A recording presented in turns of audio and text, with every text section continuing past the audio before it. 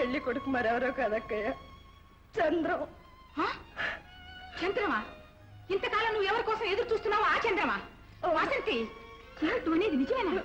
నిజమే అక్కయ్య, నిజమే. ఎంత పని చేశావు వాసంతి? అసలు ఆ పెళ్లి ఎందుకు ఆపలేదు? ఎంత మంచి అవకాశాన్ని చేతుల్లోనే పోగొట్టుకున్నావు. అసలు నువ్వు అతన్ని ఎందుకు అడగలేదు? ఇంతకాలం మీకోసం కాచుకోనున్న నాకు అన్యాయం చేసి మరో ఆడదాన్ని మీరు ఎలా పెళ్ళాడతారు? మీ చేతిలో ఉండే తాళి బట్లు నా సొంతం. కట్టండి, అది నెల వంచాల్సిందే కదా. ఏం పని చేశావమ్మా?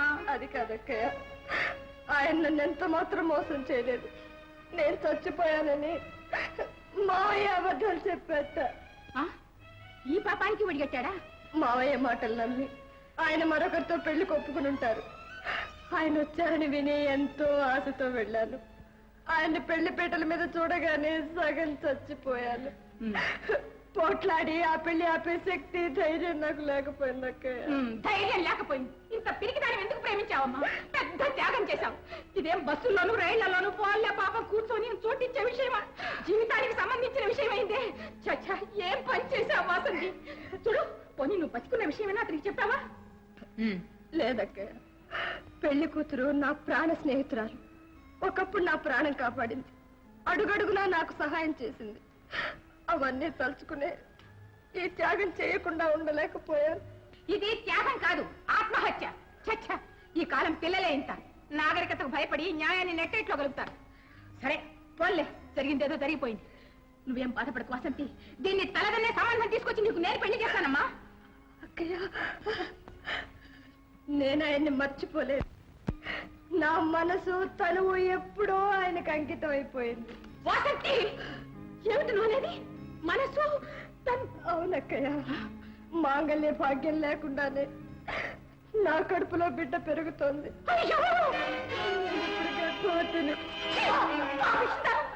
ఎంత పని చేశారు! చేతులారా నీ బతుకు పుట్టి చేసుకుంటారని నన్ను చదువుకున్నాను.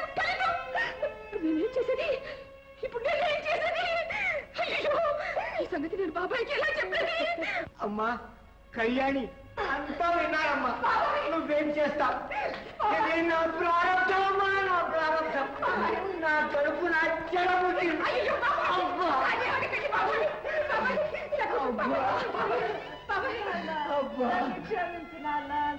నేనే కాకుండా నిన్ను కూడా ఈ సంఘంలో తలెత్తుకోకుండా చేశాను. ఏ చేతులతో పెంచావో ఆ చేతులతోటే నా గొంతు నిలిపి చంపేనా? నా చంపే. నిన్నెందుకమ్మా చంపటం? నేనే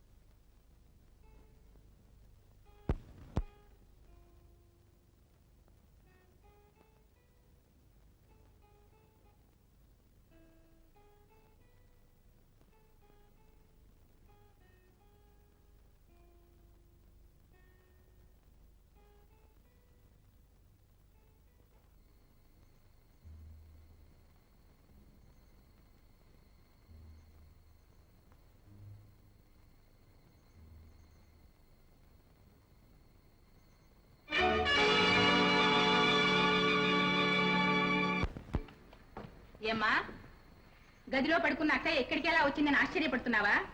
గదిలో పడుకుంది అక్కయ్య కాదు, దిండు.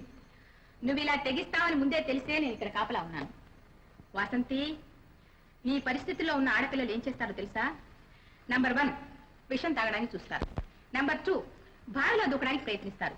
నంబర్ 3, ఇంట్లో నుంచి పారిపోవడానికైనా సాహసిస్తారు. అదే సినిమాల్లో చూస్తుంటారుగా, తాగడానికి ఎన్ని మార్గాలు ఉన్నాయో. విషం కోసం ఇల్లంతా వెతుకుంటావు. నా ఇంట్లో విషం ఎక్కడ ఉంటుందమ్మా? వీడా తమ్మురా తప్పితే. వాసంతి, నా కన్ను కప్పలేవు, నాకు 1000 కళ్ళు. పదమ్మా లోపలికి.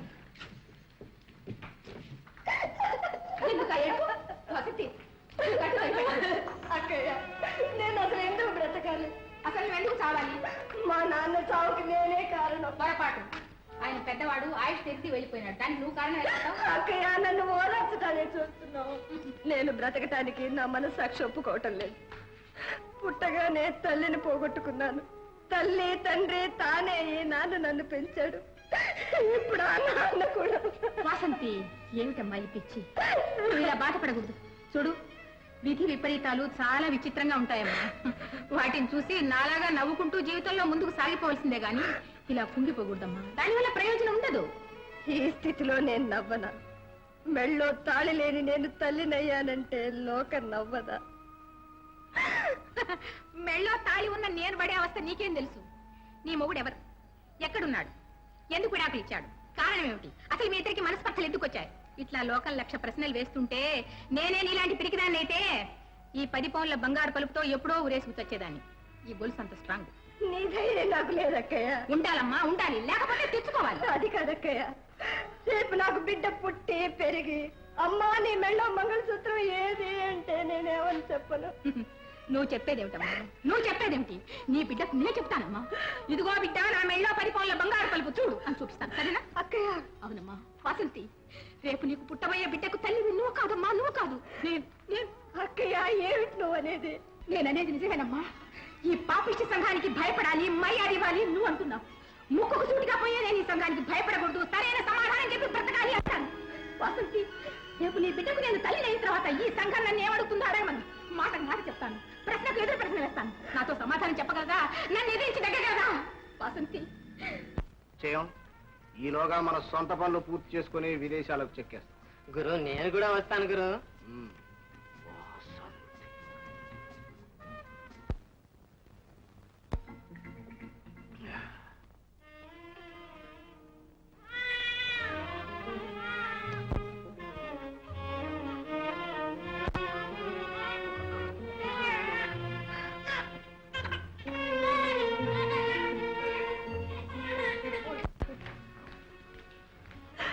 ఎందుకమ్మా ఏడుస్తున్నావు? అక్కయ్య, ఏమిటమ్మా నీ పిచ్చి? నేను చెప్పాను కదా. ఈ పసికందుతో నాకు ఏర్పడిన 10 నెలల అనుబంధమే నన్ను బాధిస్తుంది.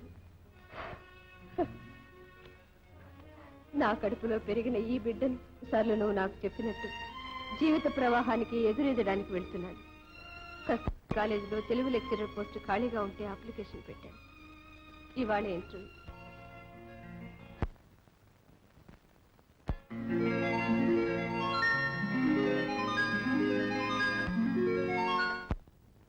ఇంతలో ఈ గర్భస్రావమై ఇంతటి అనర్థం చుట్టుకుంటుందని అనుకోలేకపోయా. అబార్షన్ అనేది సహజమే అమ్మా, కానీ ఇది అలాంటిది కాదు. మళ్ళీ ఈవిడ గర్భవతి అయితే పెద్ద ప్రాణానికే ప్రమాదం కనుక ఆపరేషన్ తప్పదు. డాక్టర్, ఇక నాకు తల్లినయ్య లేదా? నా బ్రతుకు గొడ్రాలుగా వెళ్ళిపోవాల్సింది.